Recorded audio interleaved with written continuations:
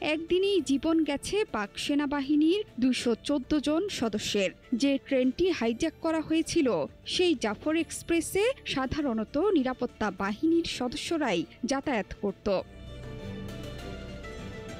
বেলুচ বিদ্রোহীদের দাবি, জাফর এক্সপ্রেস থেকে ২১৪ জন সেনাকে ধরে নেওয়া হয়েছিল, যাদের সবাইকে শেষ করে দিয়েছে তারা। এই জিম্মি দশার পেছনে ভারতের হাত আছে বলে সন্দেহ করছে পাকিস্তান। ১১ মার্চ বেলুচিস্তানের বোলান জেলার মুশফাক নামে এক পাহাড়ি এলাকায় জাফর এক্সপ্রেসে প্রবেশ করে যাত্রীদের জিম্মি করে ফেলে বিদ্রোহী সংগঠন বেলুচ লিবারেশন আর্মি। খবর পেয়ে সেখানে ছুটে যায় পাকিস্তানের সেনা এবং বিমান বাহিনী। সেখানে ২ দিনের অভিযানে ৩৩ বিদ্রোহীকে হত্যা এবং ৩০০ যাত্রীকে উদ্ধার করে সেনাবাহিনী। কিন্তু ট্রেনের ভেতর প্রবেশ করা ২১৪ জন সেনাকে ধরে নিয়ে যাওয়ার দাবি করে বিবৃতি দিয়েছে বেলুচ লিবারেশন আর্মির মুখপাত্র জিয়ান্দ বেলুচ। তার দাবি, ট্রেন থেকে ২ শতাধিক